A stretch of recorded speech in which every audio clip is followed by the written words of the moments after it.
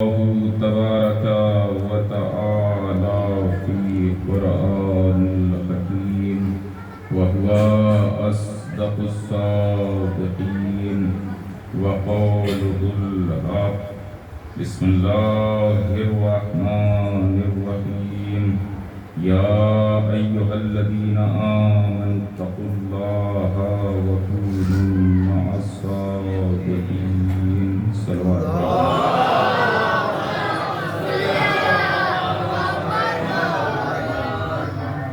الحمدللہ.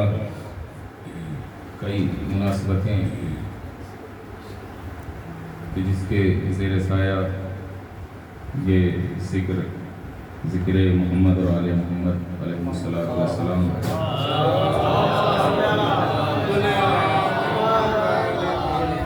کا انعقاد کیا گیا ہے. یہ کہا جائے کہ کئی عیدوں کی مناسبت سے یہ اجتماع، یہ مومنین کا اکٹھا ہونا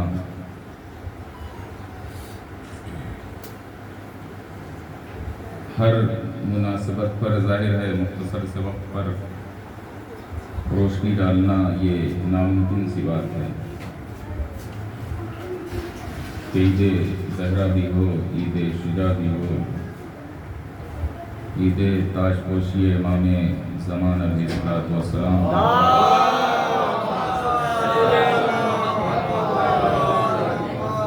اور اب بی بی خدیجۃ الکبریٰ اور رسول خدا صلی اللہ علیہ وسلم.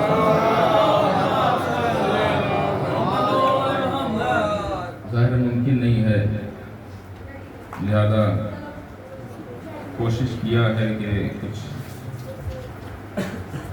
ایسا موضوع منتخب کیا جائے کہ جو ظاہراً سب کو اپنے دامن میں سمیٹ لے، یا ایسے لفظ سے استفادہ کیا جائے جس میں سب شامل ہو جائے. وہ کیا ہے؟ لفظ عید. عید کہتے کسے ہیں؟ یہی اگر سمجھ لیں ہمارے قوم کے بچے، جوان، ہمسن و کمسن، تو معاشرہ واقعی راہ مستقیم پر آ جائے گا. کیا ہے عید؟ عید خوشیاں منانا، جشن منانا، پرمسرت بزم کا منعقد کرنا.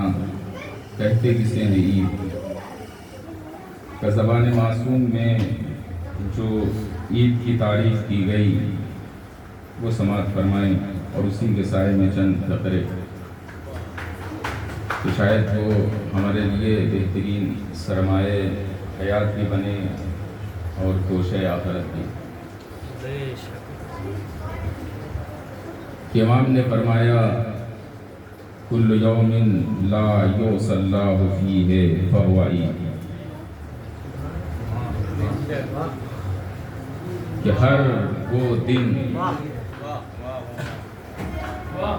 جس سے اشارہ الحمدللہ صاحبان ان کا مجمع ہے وہ تو سمجھ گئے عربی عبارت صحیح مفہوم، لیکن ترجمہ کرنے سے پہلے اور تھوڑا سا وسعت پیدا کرنے ذہنوں میں کہ جو معصوم علیہ السلام نے عید کی تعریف فرمائی ہے اس کے اعتبار سے گویا کہ امام نے ہمیں ایک طریقے سے ایک اختیاری صورت دے دیا ہے عید کے سلسلے میں کہ تمہیں گھبرانے کی ضرورت نہیں ہے، پریشان ہونے کی ضرورت نہیں ہے، حتیٰ انتظار کرنے کی بھی کسی دن کی ضرورت نہیں ہے، بلکہ یہ اختیار تمہارے ہاتھوں میں ہے کہ جب تم چاہو، جس دن کو چاہو عید کا دن بنا سکتے ہو.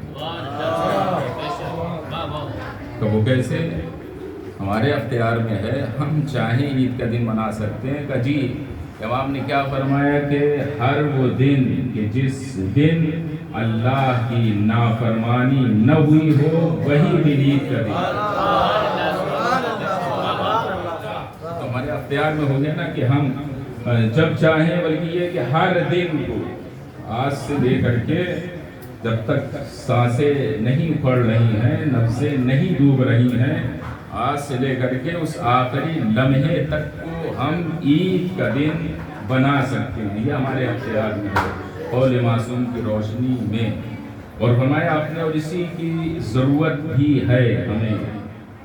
اصل جو موضوع تاجپوشی امام زمان علیہ السلام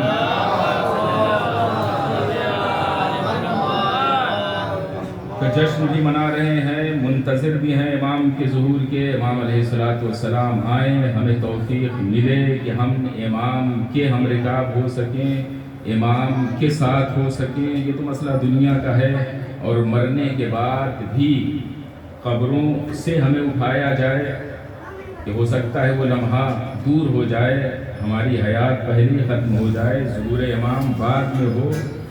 تو نیت اگر خالص ہے، عمل میں پاکیزگی ہے، تو روایت نے یہ بتایا کہ قبروں سے اٹھایا جائے گا ایسے افراد کو کہ اٹھو، تمہیں خواہش تھی، تمہیں تمنا تھی امام کی معیت کی، امام کا ساتھ دینے کی، امام کے ہم رکاب ہونے کی، تو وہ وقت قریب آ چکا ہے، آؤ اپنے امام کا ساتھ دو۔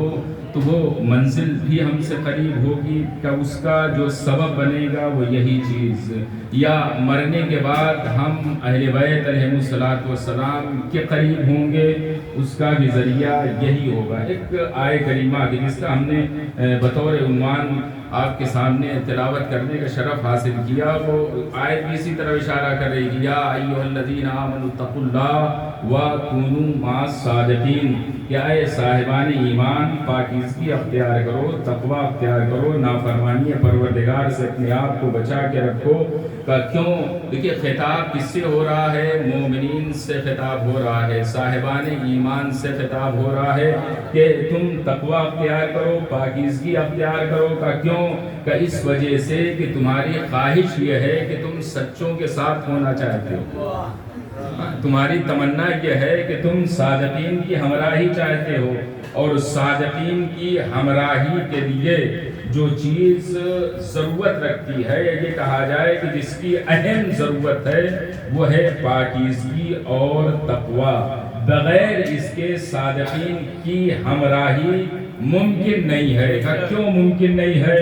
کیا پاکیزگی کے بغیر، تقوی کے بغیر، طہارت کے بغیر ہم صادقین کے قریب نہیں ہو سکتے؟ کہ نہیں؟ جو آیات نے بتایا، جو روایات نے بتایا، جو معصومین علیہ السلام کی احادیثوں نے اشارہ فرمایا، اس سے تو نتیجہ یہی سمجھ میں آ رہا ہے کہ بغیر پاکیزگی کے صادقین کی ہمراہی نہیں مل سکتی، بغیر طہارت کے صادقین کی ہمراہی نہیں مل سکتی۔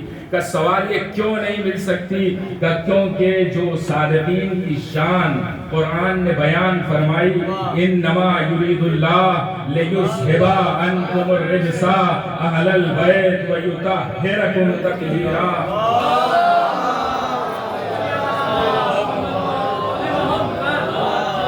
جزاک اللہ۔ آپ محسوس کر رہے ہیں کہ کیوں صادقین کی ہمراہی، صادقین کا ساتھ، صادقین کی معیت ہمیں نصیب نہیں ہو سکتی بغیر پاکیزگی کے، بغیر طہارت کے۔ کہ نجاستیں ہوں تو نہیں ہو سکتے، کہ نہیں ہو سکتے۔ کہ کیوں نہیں ہو سکتے؟ کہ قرآن مجید نے صاف لفظوں میں ارادہ الہی کو بتا دیا کہ خدا کا ارادہ کیا ہے۔ انما یرید اللہ، خدا کا فقط یہ ارادہ ہے کہ اے اہل بیت، اے صادقین علیہ السلام، تم سے خدا نجاستوں کو دور رکھے گا، نجاستوں کو دور رکھے گا۔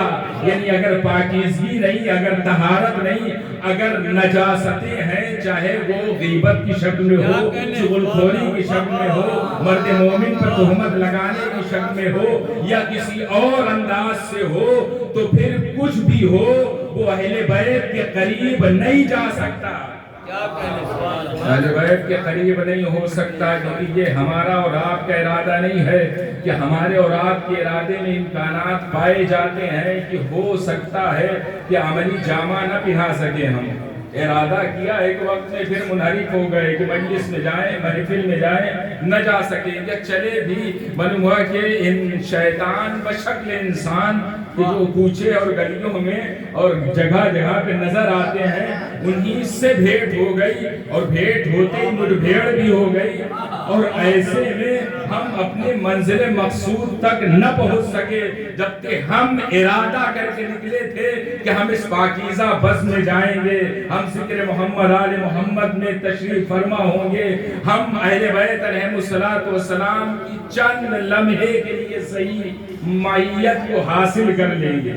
جملے کی گہرائی کا غور نہیں کر رہے ہیں کہ چند لمحے کے لیے صحیح کہ اہل بیت علیہم السلام کا ساتھ ہمیں مل جائے گا۔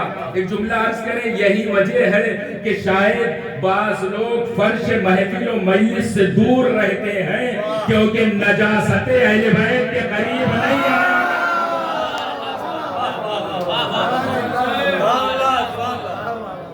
نجاستیں، بلند آواز سے صلوات پڑھیں محمد وآلہ۔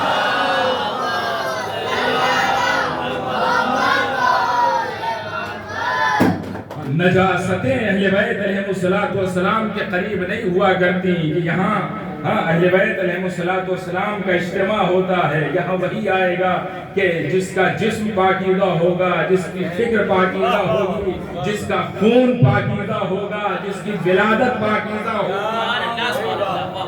غیرے کا گزر یعنی ہو سکتا، بیٹھنا تو دور کی بات ہے، یہ وہ مقدس مقامات ہیں کہ جہاں مقدس ہستیاں تشریف فرما ہوتی ہیں۔ اور فرما رہے آپ کہ مقدس ہستیاں تشریف فرما ہوتی ہیں، یہاں تک علماء نے فرمایا کہ جب تم جاتے ہو ذکر میں، یہ تو مجلس کا لفظ آیا کہ مجلس مانے بیٹھک کامن، یہ تو ہم عام طور سے سمجھتے ہیں مجلس یعنی جس میں گریہ ہو، فضائل اور مسائب، مجلس کے جو لغوی معنی ہے وہ ہے بیٹھک کے، کہ جہاں بھی بیٹھک ہو، جہاں بھی بیٹھے مومنین اور ذکر محمد آل محمد کریں، تو اس لیے کہ جب بھی تم مجلس میں جاتے ہو تو امام حسین علیہ السلام اس شخص کا نام بذات خود تحریر فرماتے ہیں۔ جو مجلس میں جاتا ہے اس کا نام امام حسین علیہ السلام بذات خود تحریر فرماتے ہیں، اور فرمایا بذات خود تحریر فرماتے ہیں، اور تنہا اسی کا نام نہیں۔ دیکھیں آپ کی سماعتوں کا امتحان ہے، اب سنے فضائل سننا چاہ رہے ہیں، ہم تو دوسری طرف جا رہے تھے، لیکن آپ کا دیکھا موڈ کچھ دیر کے 2-4 جملے سن بھی لیں کہ بذات خود امام حسین علیہ السلام اس شخص کا نام تحریر فرماتے ہیں، اور تنہا اس شخص کا نام نہیں جو مجلس میں آتا ہے، پھر کا ماں ولدیت، بڑی توجہ چاہتے ہیں، سماعت کا امتحان ہے، ماں ولدیت، باپ کے نام کے ساتھ، باپ کے نام کے ساتھ، دوسرا جملہ میں دے رہا ہوں آپ کی سماعتوں کا امتحان ہے، باپ کے نام کے ساتھ امام اس شخص کا نام تحریر فرماتے ہیں کہ جو اس پاکیزہ بز میں آتا ہے۔ اب سمجھ میں آیا کہ بعض لوگ مجلسوں سے کیوں بھاگتے ہیں، اور گہرا اشارہ ہے سماعتوں کا امتحان۔ میں نے پہلے ہی کہہ دیا کہ بعض لوگ مجلسوں سے کیوں بھاگتے ہیں، بعض لوگ مجلسوں سے کیوں بھاگتے ہیں، کیونکہ امام فقط اس کا نام نہیں تحریر فرماتے، امام ماں ولدیت، باپ کے نام کے ساتھ اس کا نام لکھتے ہیں۔ ارے جس کی ولدیت پتہ نہ ہو،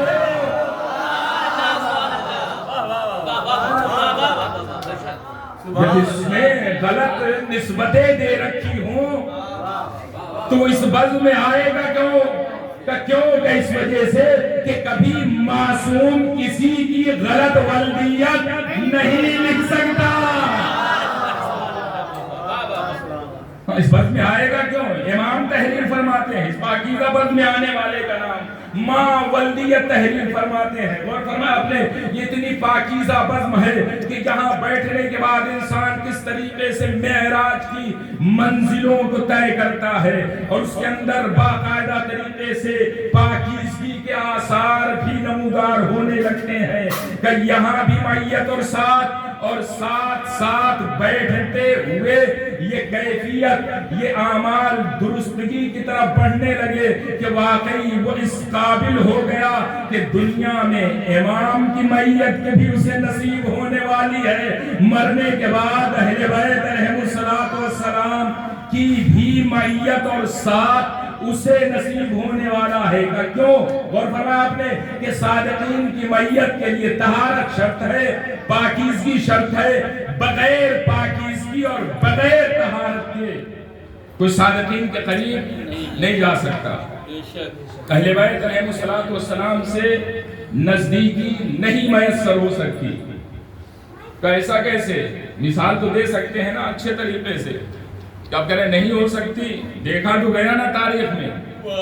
بڑی آسانی کے ساتھ جملہ آہستہ سے کہہ رہا ہوں، آپ اکثر تبرعی انداز میں جملے کا لطف لیتے رہتے ہیں، اب دوسرے انداز میں بھی سن لیجئے کہ اکثر تو دیکھا گیا نا یہی کہ صادقین کی بزم میں نجاستیں نظر آئیں، نجاستیں نظر آئیں۔ تو کہاں نجاستیں نظر آئیں؟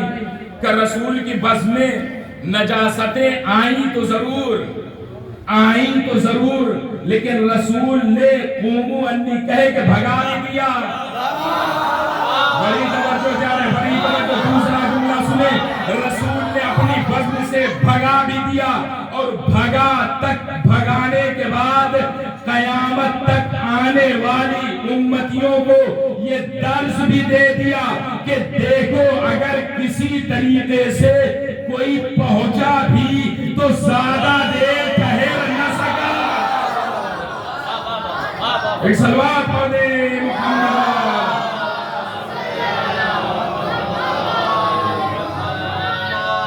ایک اور صلوات پڑھ دیں محمد وعلیہ۔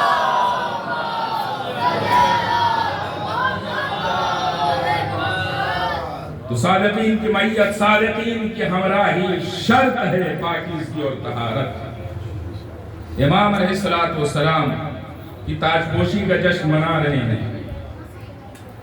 اور یقیناً ہر مومن کی ہمہ وقت ہر نماز کے بعد حد اقل یہ دعا رہتی ہے، امام علیہ الصلوۃ والسلام ظہور فرمائیں۔ اور اس میں ہمارے لیے بھی آسانی ہے جیسا کہ حدیث نے کہا، لیکن فقط دعا کافی نہیں ہے ظہور امام کی، اور فرما رہے ہیں آمادگی اور تیاری بھی ضروری ہے۔ کہ تیاری کیسی؟ کہ کوفے والوں کی طریقے کی تیاری نہیں ہے، کہ کیسی تیاری ہونا چاہیے امام کے ظہور کے لیے؟ کہ اہم شرط تیاری کی ہے پاکیزگی اور طہارت۔ کہ اگر ہم نے اس کا خیال نہیں رکھا، یہ زندہ مثال ہے نا کہ کوفے میں ہوا کیا، امام کو بلاتے رہے باقاعدہ طریقے سے، خط بھیجتے رہے، 12,000 خطوط بھیجے، ہاں وہی عریضہ جسے ہم کہہ رہے ہیں کہ بھیجتے رہتے ہیں نا، ہم بھی امام کو بلاتے رہتے ہیں، وہاں بھی بے پناہ بھیجے گئے خطوط و عریضے، لیکن جب امام نے صرف اپنے سفیر اور ایلچی کو بھیجا، زیادہ دیر ٹھہر نہیں سکے۔ کمی کہاں سے تھی؟ یہی تزکیہ اور طہارت کی کمی تھی، منحرف ہو گئے۔ ادھر مغربین کی نماز تمام کیا سفیر امام نے، سب منحرف ہو گئے۔ تو تیاری بہت ضروری ہے، اہم کردار یہی ادا کرے گی امام علیہ الصلوۃ والسلام جب ظہور فرمائیں گے۔ بغیر اس کے وقت نہیں کہ ہم تفصیل میں جائیں، لیکن ہاں بس موقع دیکھتے ہوئے تاکہ آپ ہمارے ساتھ رہیں، پیغام بھی پہنچ جائے، لطف اندوز بھی ہو جائیں، اور باقاعدہ ساتھ دے کر کے سنتے رہیں۔ ایک واقعے کا سہارا لیتے ہیں جو بہترین نصیحت آمیز واقعہ، ایک عالم دین کی زبانی ہم نے سنا کہ انہوں نے بیان کیا، ایک مرجع تقلید گزرے ہیں آیت اللہ باقر بیبہانی، بزرگ شخصیت، آج کے تقریباً 100 سال پہلے۔ اب مثال دیا جائے آج کے آیت اللہ سید علی سیستانی، یہ پرسنالٹی، یہ حیثیت تھی ان کی، لیکن وہ دور تھا کہ جب وہ مسجد میں نماز پڑھاتے تھے، امام جماعت تھے، ان کا معمول اور طریقہ تھا کہ ہر نماز کے بعد، ادھر چھوٹی بڑی بات ہے لیکن بات آ گئی تو کہتے ہوئے چلے، اس طریقے پر عمل کرنا ہم علماء کی ذمہ داری ہے کہ ہر نماز کے بعد وہ ممبر پہ جاتے تھے، خصوصاً مغربین کے بعد ایک حدیث یا کوئی ایک آیت پڑھتے تو اس کی مختصر تشریح تھی۔ غور فرمایا آپ نے طریقے جماعت امام، مرجع وقت نے بتایا کہ کیسے ہم مامومین کے درمیان، عوام کے درمیان جائیں تو جماعت کیسے پڑھائیں۔ کہ جماعت پڑھاتے تھے، ایک حدیث پڑھتے تھے، آیت پڑھتے، اس کی تشریح کرتے. ایک دن انہوں نے ایک حدیث پڑھی چھٹے امام کی کہ اپنے زمانے کے امام کے ظہور کے لیے دعائیں کرو، اور دعا کے بعد بھی اگر امام نہ آئے تو امام کا نہ آنا اپنے لیے بہتر سمجھو.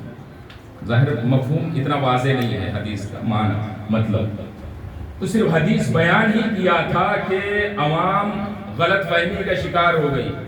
یہ مولانا، یہ عالم، یہ تو چاہتی ہے کہ امام نہ آئے ورنہ ہماری دکانیں بند ہو جائیں گی. غلط فہمی کا شکار. حدیث کا مفہوم مطلب اپنے اعتبار سے، اپنی ذہنیت و سوچ کے اعتبار سے نکالا کہ امام کا نہ آنا بہتر سمجھو اس فکرے کو لے کر کے. اچھا یہ بات ہے، اگر آ جائیں گے تو پھر من مفہوم زکوٰۃ اور یہ وہ سب تو امام کی طرف جائے گا نا، ان کے لیے مسئلہ مشکل کھڑی ہو جائے گی. اسی وجہ سے ایسی باتیں کر رہے ہیں. تو اس کا اثر یہ ہوا کہ پبلک نے، عوام نے آیت اللہ باقر بیبانی کو بری طریقے سے مارا مسجد اور مسجد سے باہر نکال دیا. یہ بیچارے بزرگ گھر میں آئے، بیٹھ گئے، دروازہ بند کیا، سوچنے لگے میری خطا کیا تھی. میں نے تو صرف معصوم کی حدیث بیان کیا اور عوام نے تو تشریح کا موقع ہی نہیں دیا کہ میں وضاحت کرتا، بتاتا، سمجھاتا. یہ سوچ ہی رہے تھے کہ کسی نے آ کر کے دخل الباب کیا کہ کون آنے والے نے جو تعارف کرایا تو مسجد کا متولی کرتا دھرتا کہ میں. یہ سوچ کر کے بڑھے دروازے کی طرف کہ ہو سکتا ہے وہ غصہ وقتی رہا ہو. اب یہ نارمل ہو چکا ہے ٹھنڈے دماغ سے سوچنے کے بعد، اس وجہ سے آئے نا معذرت کرنے کے لیے. لیکن جب آیت اللہ باقر بیبانی نے دروازہ کھولا تو آنے والے نے دو چیزیں آیت اللہ باقر بیبانی کی طرف پھینکا. ایک لعاب دہن چہرے پر، دوسرا مسلح قدموں پر، یہ کہہ کر کے کہ دیکھو ہم نے اپنے اعتبار سے مسجد پاک کو صاف کر دیا. یہ مسلح جو اس پہ تم نے نماز پڑھی تھی اپنے پاس رکھو. نہیں سمجھ میں آئے کیا کریں. یہ کہہ کر کے متولی واپس ہوا. انہوں نے دروازہ پھر بند کیا، آ کر کے بیٹھ گئے کہ آدھی رات گزر چکی. آدھی رات کے بعد کسی نے پھر دخل الباب کیا.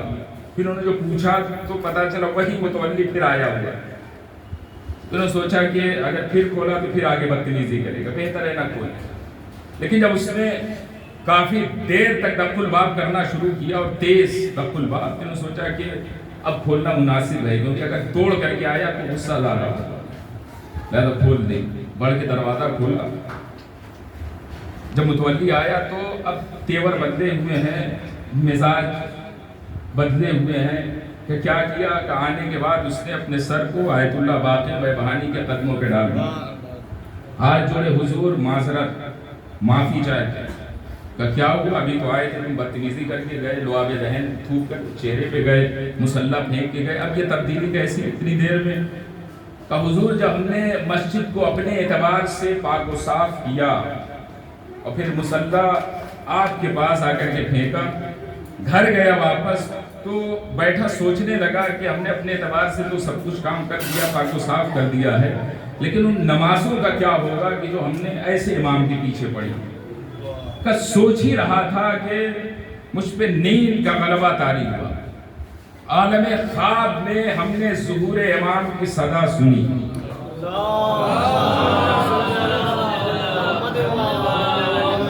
جال حق وظہر الباطل ان الباطل کان زہوقا. حق آیا، باطل مٹ گیا، باطل کو تو مٹنا ہی تھا. پھر جیسے ہم نے صدا سنی اور دیکھا کہ امام علیہ الصلوۃ والسلام ظہور فرما چکے ہیں، امام خانہ کعبہ کے قریب تشریف فرمائے، لوگ پبلک امام کی طرف بھاگ رہی. میں بھی امام علیہ الصلوۃ والسلام کے قریب پہنچا. یہ خواب بیان کر رہا ہے. عالم خواب میں امام کے قریب پہنچا. جیسے قریب گیا امام نے پوچھا کہ کیسے آئے. سلام کیا، امام نے جواب دیا. پوچھا کیسے آئے؟ کہ مولا گھوڑے پر سوار ہو کر کے آئے. امام نے کہا کہ واپس جاؤ، یہ گھوڑا ہے چوری کا اور چوری کا مال استعمال کرنا جائز نہیں ہے، جاؤ اس کے مالک کو واپس کر دیا. وہ کہتا ہے حکم امام تھا، گھوڑے پر سوار ہوا، واپس گیا، گھوڑے کو اس کے مالک کے حوالے کیا.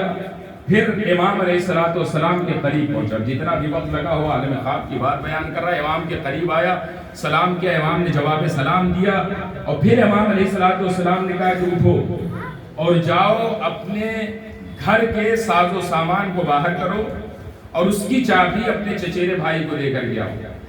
کہ کیوں مولا؟ کہ اس وجہ سے وہ حق تمہارے چچا کا ہے، تمہارے باپ نے قوت اور طاقت کے بل پہ اسے اپنے ذمہ کر لیا، جائز نہیں اس کا استعمال، جاؤ اسے واپس کرو۔ وہ کہتا واپس ہوا، گھر خالی کیا، سالوں کتنا بھی وقت لگا ہو، وہ خالی کرنے کے بعد چابی چچیرے بھائی کے حوالے کیا، پھر امام کی خدمت میں پہنچا۔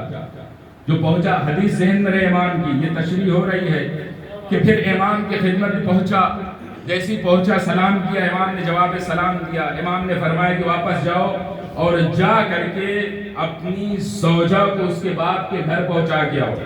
کہ مولا کیوں؟ کہ اس وجہ سے وہ تم پہ حرام ہے۔ کہ وہ کیسے؟ کہ اس وجہ سے کہ شہر کی جس خاتون نے تمہیں شیر پلایا تھا اسی نے تمہاری زوجہ کو، اس اعتبار سے وہ رضائی بہن ہوئے، بہن بھائی ہوئے، آپس میں رشتہ نہیں ہو سکتا، حرام ہے تم پہ، جاؤ اسے واپس کر کے آؤ۔ وہ کہتا ہے کہ حکم امام تھا، واپس پلٹا، میں نے زوجہ کو اس کے باپ کے گھر کیا، پھر امام علیہ الصلوۃ والسلام کے قریب آیا، سلام کیا، امام نے جواب سلام دیا، اور امام نے کہا کہ یہ دیکھو سامنے یہ ننگی تلوار جو رکھی اسے اٹھاؤ۔ حکم امام تھا، اٹھایا ہے، ان کا لے جاؤ اپنے اکلوتے بیٹے کی گردن مار دو، کیونکہ وہ واجب القتل ہے، میں آ گیا ہوں، اس وقت جس کی جو سزا ہے اسے دی جائے گی، جاؤ اسے قتل کر کے آؤ، اتنا سخت گناہ ہے اس کا۔ وہ کہتا ہے حکم امام تھا، میں نے تعمیل کیا، لیکن اب جو پلٹا تو میرا تیور بدلا ہوا تھا، یہ امام کے قریب پہنچا تو انداز تخاطب بھی جدا تھا، میں نے کہا کہ تم میرے امام تو دور کی بات ہے، سید بھی نہیں ہو سکتے، تم سید بھی نہیں ہو سکتے۔ کیوں؟ کیونکہ میرا امام ایسا کیسے ہو سکتا ہے کہ میرا گھر چھین لے، مجھے بے سواری کا کر دے، میری زوجہ کو مجھ سے دور کر دے، میری اولاد کو مجھ سے دور کر دے، کہ یہ ہو ہی نہیں سکتا۔ کہتے جب میں نے یہ فقرہ کہا، متولی کہتا ہے اللہ باقر بے بہانی سے، جیسی یہ فقرہ کہا میری آنکھ کھل گئی، اور پھر مجھے حدیث یاد آئی امام کی جو آپ نے برسر منبر بیان کیا تھا کہ اپنے زمانے کے امام کے ظہور کے لیے دعا کرو، اگر دعا کے بعد بھی امام نہ آئے تو نہ بہتر سمجھو گا۔ کیوں؟ کہ اس وجہ سے کہ ابھی ہماری تیاری نہیں ہے، ابھی آمادگی نہیں ہے۔ امام مال کی قربانی مانگے تو کر سکے، اولاد کی قربانی کا مطالبہ کریں تو دے سکیں، ہاں گھر مانگے تو دے سکیں، جائیداد مانگے تو دے سکیں، نہیں ابھی آمادگی نہیں ہے، تیاری نہیں ہے۔ لہذا دعا کے ساتھ ساتھ ظہور امام کی آمادگی اور تیاری بہت ضروری ہے۔ خداوند عالم ہمیں اس پرمسرت موقع پر توفیق عطا فرمائے کہ ہم امام علیہ السلام کی جہاں ظہور کی دعائیں بے انتہا کرتے ہیں وہی تیاری بھی اس سے زیادہ کریں، تاکہ امام علیہ السلام ظہور فرمائیں۔